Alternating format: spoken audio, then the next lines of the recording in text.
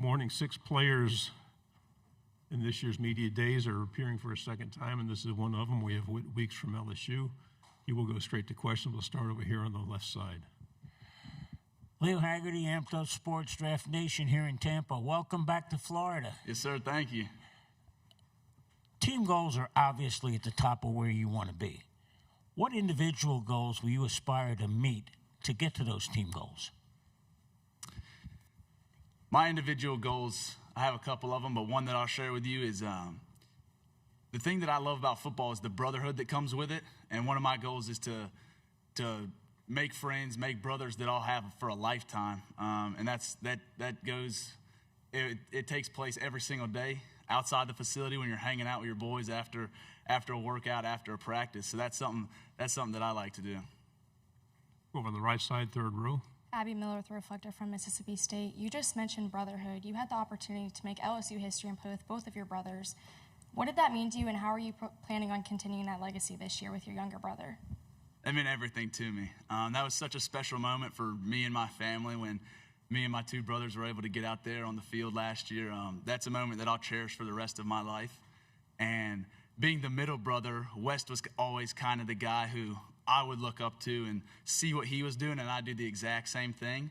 And now I'm kind of in that role for Zach, or I am in that role for Zach, so I realized that everything I do, he's going to be watching, and I want him to be the best one out of all 3 of us. So I try to set a good example for him.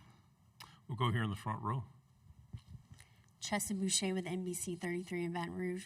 We know that you're close with Coach Baker, but I want to know more about Chris Kiffin. You obviously know Lane on a different level, aside from the head coach, but kind of the comparison of the two. How are they? What have you learned from Chris? Chris is awesome. Coach Kiffin is awesome. I mean, I've learned so much football from him, just the technical pieces of the game, my footwork. He's helped me a lot with my footwork and my pass drop, so he's helped me a lot for sure. On the right side. Michael Cobble, WBRZ TV in Baton Rouge. What is it like working with TJ, and how is that working out there? I love playing besides TJ. Me being hurt during the spring, I kind of got to sit back and watch him and kind of learn how he plays and kind of pick his brain and see the football he plays. And I mean, he's a tremendous athlete, loves to hit, and that's kind of he brings energy every single snap, and that's a guy who I want to play with. And we've gotten real close off the field as well. So it's fun just having good people around you for sure. Go in the second row and then pass it to your left. Hey, Whit. Juliet Marino from LSU Tiger TV. Coach has talked a bit about Ty Benefield this spring. What have you kind of seen from him, and how big of an impact do you think he can make for this defense this year? Huge. He is an amazing athlete, and if I call it right now, I think he's going to be a first-round draft pick. The way that he goes about his business, he's up there every single morning at 5:30 catching jugs. Never skips a day, him and Tamarcus Cooley. And then his football mind, I mean, he plays right behind me, and he'll call out the routes before it even happens. So he's so smart back there, and he's able to make all of our checks, because we do have a lot of checks that's on the safeties to make, and he's able to do that. Second row. Good morning, Whit. Kelly Champion, Amped Up Sports Draft Nation. I've watched you go from sideline to sideline from year to year and be a defensive powerhouse on our team. How does TJ coming in, how does the dynamics and the relationship that y'all are building, and how do y'all is there any power struggle in the locker room over leadership? No power struggle at all. I feel like me and him are very, very similar. We have a very similar mindset and playing style, and we complement each other very well. And we're both sideline to sideline players, so I can't wait for this fall and for camp just to get out there and really play some live action football with him, because it's going to be a lot of fun. Right side, third row.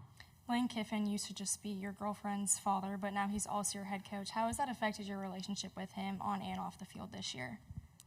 It hasn't affected my relationship with him at all. I know that when we go in that building, everybody in our building has the same mindset and the same goals. And when you're in that building, you're there for work, and we like to have a lot of fun up there too. But at the end of the day, it is work. And then whenever we leave, it's cool. He's my girlfriend's dad. At the end of the day, it is what it is when we're outside the building, just hanging out, cutting up. Like, it's cool, but it doesn't affect anything in the football building. Fourth row, left side. Hey, Whit. Noah Tingle, Co. Baton Rouge. With Coach Kiffin obviously being an offensive-minded head coach, what type of advantage do you feel like that brings to you in the defense, being able to go against him and his system every week? Oh, it's a huge advantage. If you look forward to our schedule, we play 4 of the fastest offenses in the country outside of our own offense. And it's tough playing tempo teams, but we get to see that every single day at practice. And at practice, you don't have refs spotting the ball, so it goes even faster than a game. And that only will help us. Second row.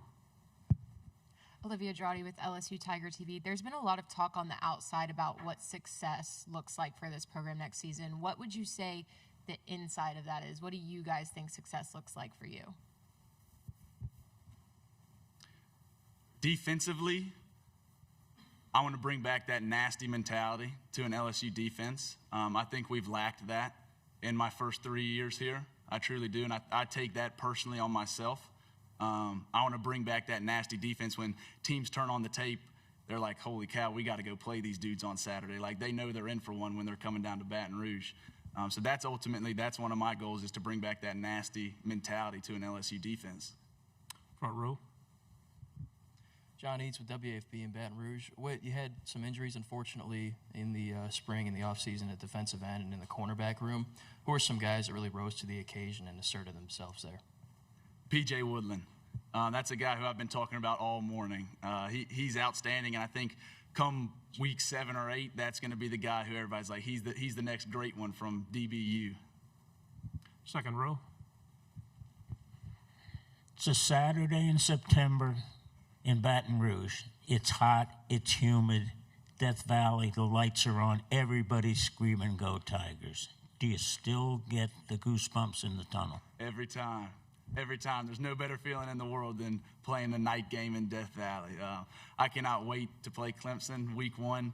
Coach Kiffin's welcome to Death Valley. I mean, that stadium is going to be rocking. I'm so excited. Front row. I asked you earlier about Chris Kiffin. Can you compare the coaches with, are they similar? Are they different? Because we haven't seen that side. Right. It's funny because you can tell they're brothers for sure. And being around my brothers so much, I'm like, wow, like I can see the tendencies of who's the older brother, who's the little brother. Like I can see, like I'll be like, wow, me and Coach Chris, like we're very similar because Coach Kiffin is Coach Chris Kiffin's older brother. So I'm like, West is kind of that to me. 2 final questions. We'll start on the 4th row, then come right up front. Tyler Shaw with KBTX and Bryan College Station. I know last year I think you were injured, but what do you remember from the Texas A&M game, them coming to Death Valley last year, and then just how much you're looking forward to being able to host them again for a second year in a row? I'm really excited for that game. I wish we were playing them in College Station because I love going to that stadium. That's an unbelievable stadium as well. But it was tough for me because when you're not playing, you feel like you're letting your brothers down. So it's really hard for me when I'm sitting out games like that. So it is going to be exciting for me to get to play A&M this year because I didn't get to play them last year, and I feel like I owe it to my teammates to go out there and give them everything I got. We have time for a final question. Who would like it? Right here in the front row. Thanks. On the lines of Chris Kiffin, Blake Baker was your linebackers coach previously, so he's taking over that responsibility to kind of have a wider ranging effect on the whole defense from what I understand. What's the difference in the coaching you're getting between Blake Baker and Chris Kiffin at linebacker? I think it's awesome to have Coach Chris with us because he's a guy who's been all around. He's been in the NFL. He's coached some great linebackers, and he's really helped all of us with our technical work. And it also frees up Coach Baker to go into the safeties room, the D-line room, the edge room, and help out those guys as well. So it's freed up Baker to do a lot more now that we do have a linebacker coach. But I think the biggest thing that he's done for us is just working on our feet, which at the end of the day, it all comes down to your footwork at linebacker, your pass drops, how you fit the run. And I think he's a very smart football coach in the technical aspect for sure. Whit, thank you very much. Great job. Awesome. Thank you all.